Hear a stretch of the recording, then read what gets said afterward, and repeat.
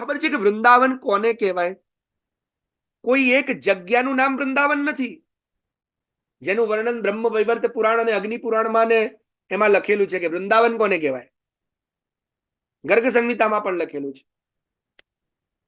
27 વનોનો સમૂહ એને વૃંદાવન કહેવાય. Bhandir one, બચ્છ one, Bahula one, મહાવન, કામ વન. સમજ્યા? આ બધા વનો ભેગા થાય ને, આ બધા વનો જેની અંદર છે એ સ્થાનને વૃંદાવન કહેવાય. આજને દિવસે આપણે ખાલી પેલા વૃંદાવન ગામને જ વૃંદાવન સમજીએ છીએ. ગામનું નામ વૃંદાવન છે ને, તો કે તે જ વૃંદાવન ના. જેની અંદર આટલા વનો આવેલા છે એ જગ્યાનું નામ વૃંદાવન છે. ધ્યાનથી સમજજો વાતને. તો હવે તમે જાઓ છો, તમને એક વન દેખાય છે ખરા, કે કોન્ક્રીટના જંગલ જ દેખાય છે? પ્રભુ અગર રમવા ખેલવા પધારે તો જેનું વર્ણન અગ્નિ પુરાણમાં અને હમણાં જ હું યામલ તંત્રોને એની અંદર વાંચન કરી રહ્યો હતો, મત્સ્ય પુરાણ ઇત્યાદિની અંદર, પ્રભુ અત્યારે જો આવી લીલા કરવા પધારે તો ભગવાનને તો જગ્યા જ નથી. ભગવાનને લોકો કહી દે પ્રભુ અહીંયા નહીં આવવાનું ગાય ચરાવવા, અહીંયા મારી બિલ્ડિંગ છે, અહીંયા પેલા દિલ્હીના શેઠે તો બંગલો લીધો છે, અહીંયા પેલા મહારાજે હમણાં અહીંયા હવેલી બાંધવાની છે, બધા જગ્યાઓના બોર્ડ વાગી ગયા, ઝાંપા બની ગયા છે અને બધે બિલ્ડિંગો બની ગઈ છે. અને તો લોકોને પાછું હવે તમારે વ્રજવાસ કરવો છે, પણ વ્રજવાસ કરવો છે પણ કેવી રીતે? અમને એસી રૂમ તો જોઈએ. શું અહીંયા પેલી એસી ની આદત પડી ગઈ ને, એટલે વ્રજમાં એસી જોઈએ છે. વ્રજવાસ કરવો છે પણ એમાં પાછો અમને તો શું થોડું 24 કલાક પાણી આવતું હોય ને એવા ફ્લેટમાં જ અમારે ઇન્વેસ્ટમેન્ટ કરવું છે. ભલે અમે 1 મહિનો આવીને જ રહીશું. એટલે શ્રી ગિરિરાજજીની સામે બધી હવે બધા કોલોનીઓ જ બની રહી છે.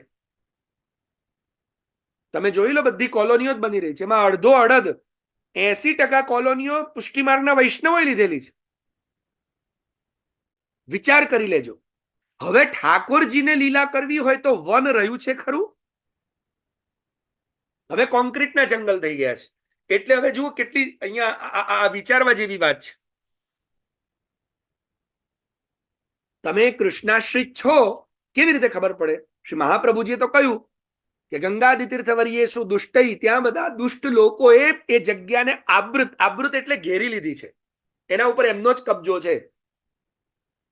અને એટલે સાચું કેજો, તમે લોકો જાઓ છો તો તમને પણ તકલીફ પડે છે ને? મેં તો યાત્રામાં જનારા વૈષ્ણવોના મુખેથી આવું જ સાંભળ્યું. ત્યાં તો એટલી આમ ગંદકી, કઈ સાફ સફાઈ નથી ને, કેટલું લોકોને સમજાવીએ, વાંદરાએ બહુ હેરાન કરે, લોકો જબરદસ્તી ખવડાવવા આવે ને, બહુ હવે તો બહુ પ્રોબ્લેમ વધી ગયા. એટલે પ્રોબ્લેમ તમને દેખાય છે. અને હવે તો આ વખતે જે કોરિડોર બનવાનો છે, બહુ દુઃખદ ઘટના કહી રહ્યો છું, પણ આ આપણા લોકોના પાપે બની રહ્યું છે આ બધું. કેમ કે આજના ફેશનેબલ, બહુ દુઃખ સાથે હું આ શબ્દ વાપરી રહ્યો છું, આજના ફેશનેબલ શોખીન પિકનિક મનાવવાની ઈચ્છા વાળા લોકોને સુખ સુવિધા ભોગવવા માટે વ્રજમાં જવું છે, રિલેક્સિંગ માટે ઓર ફોર ધ ચેન્જ. અને એટલે એ લોકોની સુવિધાનો ધ્યાન આપી પર્યટન ક્ષેત્રના રૂપમાં હવે વિકાસ થઈ રહ્યો છે અને કોરિડોર બની રહ્યું છે, વ્રજ કોરિડોર બની રહ્યું છે. જેમ કાશી કોરિડોર બન્યું, જેવી રીતે મહાકાલ કોરિડોર ઉજ્જૈનમાં બન્યું, એવી રીતે હવે વ્રજ કોરિડોર બની રહ્યું. અને એમાં કેટલાય સ્થાનો ઉપર બુલડોઝર ચાલશે.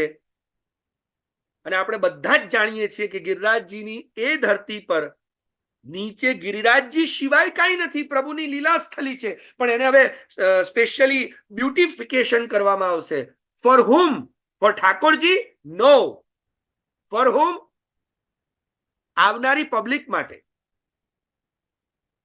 કે ત્યાં થોડા આવનારા પર્યટકો વધી જાય. અને એટલે શ્રી મહાપ્રભુજીએ આજથી 546 વર્ષ પૂર્વ કહી દીધું હતું કે ગંગાદિ તીર્થવર્યેષુ દુષ્ટૈરેવાવૃતેષ્વિહ તિરોહિતાધિદૈવેષુ. તે તીર્થના અધિદેવતા ત્યાંથી ચાલ્યા ગયા છે. તો હવે તમે ત્યાં જાઓ છો તોય શું અને ના જાઓ તોય શું?